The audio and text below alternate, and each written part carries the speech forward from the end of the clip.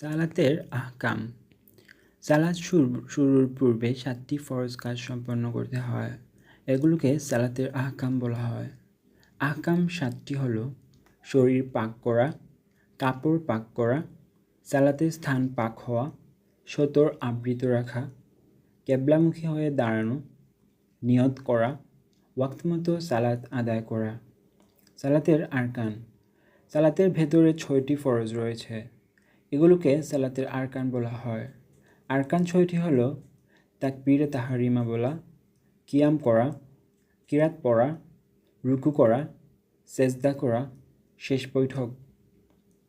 সালাতে যেসব কাজ মাকরুহ: সালাতে আকাশের দিকে তাকানো, পেশাব পায়খানার ব্যাগ নিয়ে সালাত পড়া, সামনে নিয়ে সালাত পড়া, সেজদায় 2 হাতের কনুই মাটিতে বিছিয়ে দেয়া, এমন কিছুর দিকে মুখ করে সালাত পড়া যার দ্বারা মনোযোগে বিঘ্ন ঘটে,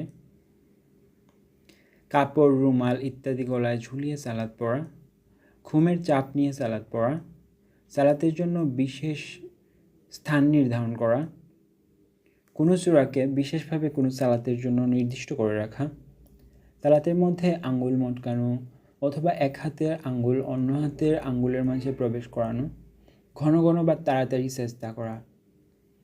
সালাত আদায় না করার পরিণাম: মুসলিম নারী পুরুষ সকলের জন্য সালাত অলঙ্ঘনীয় ফরজ। শরীয়তসম্মত অজর ছাড়া সালাত তরক করা জায়েজ নেই, বরং হারাম। সালাতের ফরজ হওয়াকে অস্বীকার করলে কাফির বলে গণ্য হবে। সালাত আদায় করা ইমানদার ও মুসলমান হওয়ার বড় প্রমাণ।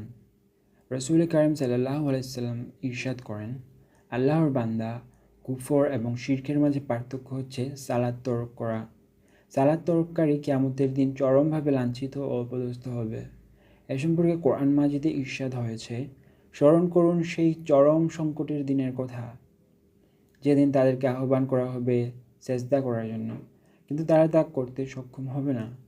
তাদের দৃষ্টি অবনত, হীনতা তাদেরকে আচ্ছন্ন করবে। অথচ যখন তারা দুনিয়াতে নিরাপদ ছিল তখন তো তাদেরকে আহ্বান করা হয়েছিল সেজদা করতে। সূরা কালাম 42-43। ইচ্ছাপূর্বক ফরজ সালাত ত্যাগ করা সামান্য ও নগণ্য গুনাহ নয়, এটা জঘন্য কাজ যা আল্লাহর বিরোধিতামূলক একটা অতি বড় অপরাধ। হযরত আব্দুল্লাহ বিন আমর রাদিয়াল্লাহু আনহু বলেন, একদিন রাসূলুল্লাহ সাল্লাল্লাহু আলাইহি সাল্লাম সালাত প্রসঙ্গে আলোচনা করতে গিয়ে বললেন, যে লোক সালাত সঠিকভাবে ও যথাযথ নিয়মে আদায় করতে থাকবে তার জন্য কিয়ামতের দিন একটি নূর, অকাট্য দলিল এবং পূর্ণ নাজাত অবধারিত হবে।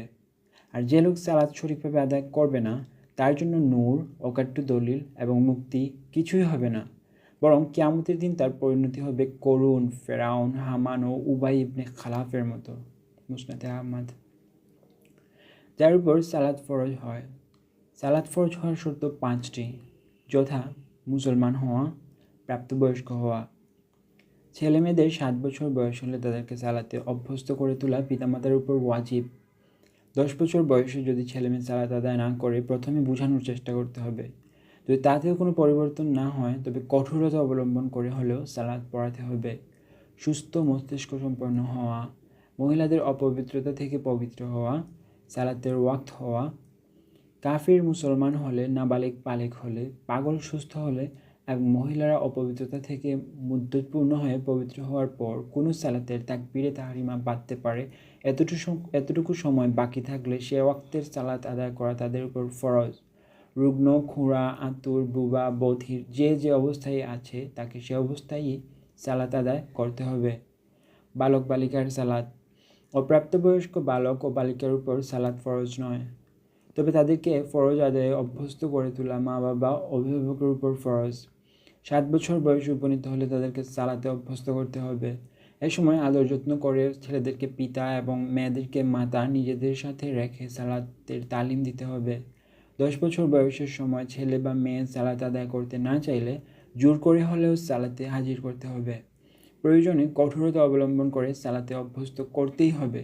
এ প্রসঙ্গে রাসূলুল্লাহ সাল্লাল্লাহু আলাইহি ওয়াসাল্লাম ইরশাদ করেন, তোমরা তোমাদের সন্তানদেরকে 7 বছর বয়সের সময় সালাতের আদেশ দাও, 10 বছর বয়সের সময় সালাতের জন্য শাস্তির ব্যবস্থা করো এবং তাদের বিছানা পৃথক করে দাও। সুনানে আবু দাউদ ও মিশকাত। বালকদের মসজিদে সালাত আদায় করতে গিয়ে যেন কোনো মুসল্লির অসুবিধা না হয় সেদিকে খেয়াল রাখতে হবে।